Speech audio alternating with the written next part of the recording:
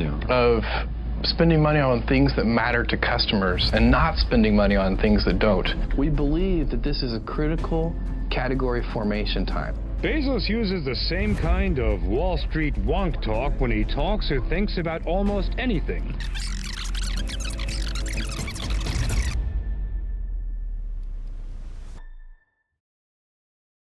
They say Amazon began with a door, not a metaphor, not an image created in hindsight, but a literal hollow core door balanced on 4 wooden legs in a makeshift office.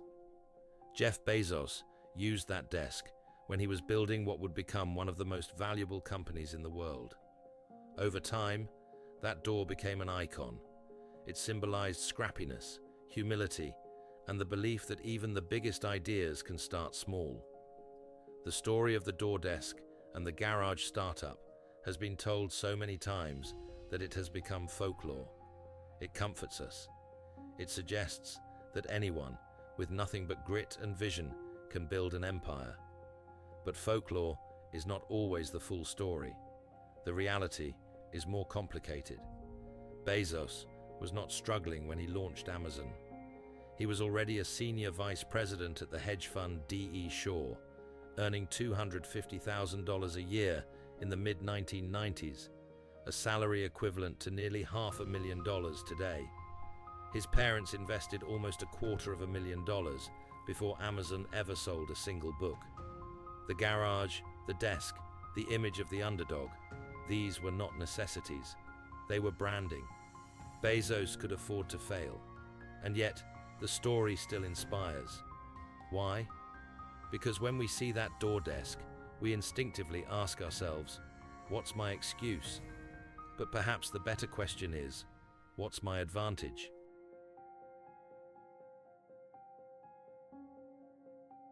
Entrepreneurship is often presented as a tale of impossible odds. We admire the lone visionary who risks everything and somehow prevails. And grit does matter, but grit alone is rarely enough. Privilege, whether financial, social, or educational, plays a role in every so-called self-made story. Bezos had the safety net of wealth and supportive parents. If Amazon failed, he would not be destitute. For many people, failure means losing everything, and that changes the equation. And Bezos is not alone. Apple's garage startup is legendary, but Steve Jobs had access to the Homebrew Computer Club, a rare community of tech enthusiasts experimenting with early computers. He had a stepfather who introduced him to electronics. Google began in a Stanford dorm, but Stanford provided resources, mentorship, and connections to Silicon Valley investors. Facebook was coded in a Harvard dorm, an environment steeped in privilege and surrounded by elite networks. These are not rags to riches stories. They are stories of talent amplified by circumstance, skill accelerated by access, and ideas nurtured in fertile environments. To say this diminishes nothing. It simply acknowledges reality. The question then becomes, if privilege plays such a role, what advantage do you have? Because here is the truth. Today, you may hold more power and access than Jobs, Bezos, or Gates had when they started.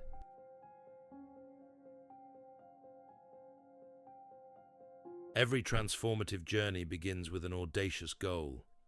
Drake declared that he would one day become the biggest rapper in the world. People laughed at the audacity of a young actor from a Canadian teen drama making such a claim. And yet, he made it real.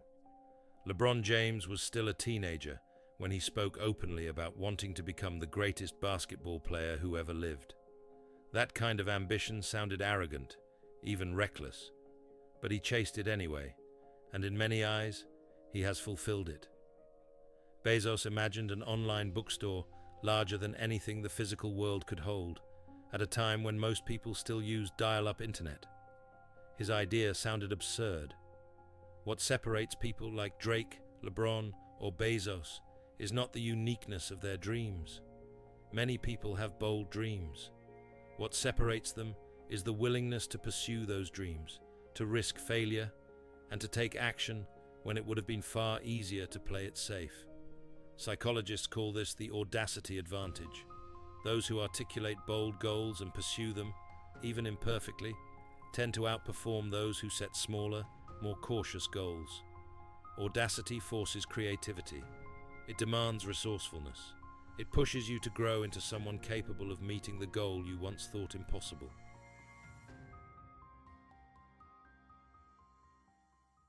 If bold dreams are so powerful, why don't more of us act on them? Why do we hesitate, procrastinate, or convince ourselves that tomorrow is a better time to start? The answer lies in psychology. Human beings are wired to favor immediate comfort over long-term reward. This is known as temporal discounting. The pleasure of scrolling through a feed or binge-watching a show feels tangible right now. The satisfaction of building a business or writing a book feels distant, abstract, and uncertain. We choose the now, even when the future cost is enormous. Fear of failure compounds the problem. Neuroscientists have shown that failure activates the same regions of the brain as physical pain. No wonder we avoid it. The mere thought of trying and falling short makes many people retreat into safety. And even when failure is unlikely, imposter syndrome whispers that we are not good enough, not ready, not worthy. Studies show that more than 70% of professionals experience imposter syndrome at some point in their careers. To make matters worse, we suffer from survivorship bias. We hear endlessly about Bezos, Jobs, Musk, and Oprah, the survivors. We rarely hear about the countless others who tried and failed.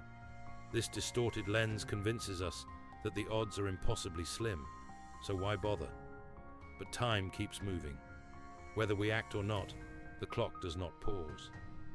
Bezos made his decision to leave D.E. Shaw by creating what he called the regret minimization framework. He asked himself, when I'm 80, will I regret not trying this? The answer was yes. That made the choice clear.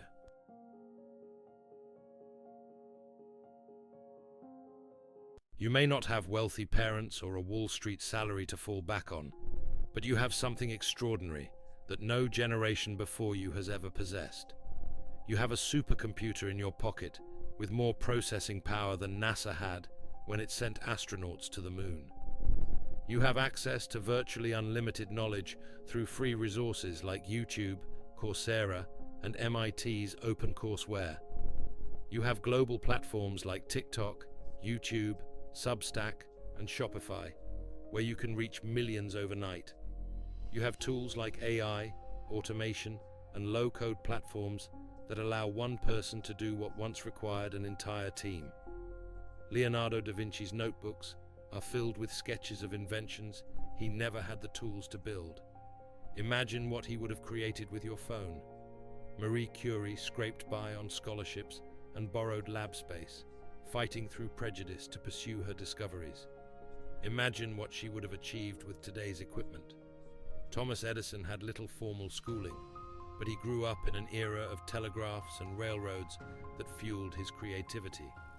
Oprah Winfrey faced poverty and trauma, but she had the privilege of charisma and early exposure to radio that opened doors.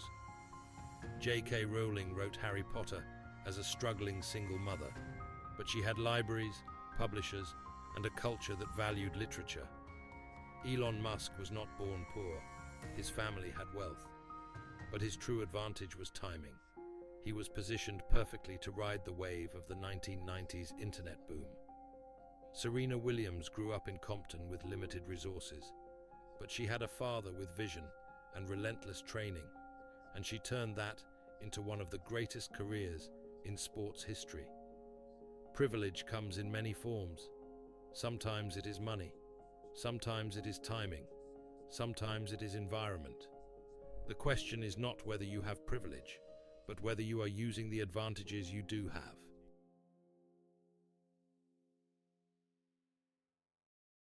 Time is the ultimate privilege. Money can be lost and earned again. Skills can be learned. Opportunities can be created. But time, once gone, cannot be recovered. Every morning, you are presented with a choice. You can delay, you can scroll, You can let another day slip past, or you can take a step forward, however small. Most people choose the delay.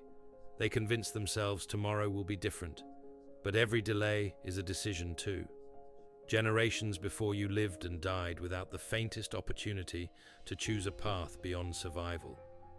Billions alive today will never know the luxury of asking, "What are my dreams?" But you do. You can.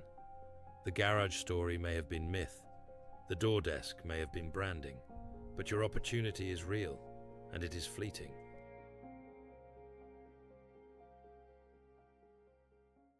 The privilege of chasing your dreams is not about where you start. It is not about whether your parents can invest in you, or whether you begin in a garage or a mansion. It is about what you choose to do now, with the tools, the knowledge, and the time you have been given. Do not waste it. Do not delay. Do not tell yourself that tomorrow will be different. Pursue your dream not because you owe it to yourself, but because you can. Because billions before you never had the chance. Because billions alive today still don't. Because the greatest privilege in human history is sitting in your hands right now. Your advantage is real. Your time is fragile. The question is simple. What will you do with it? If you've enjoyed this video, then you'll definitely enjoy the video showing on your screen right now. Click now, and we'll see you in the next one.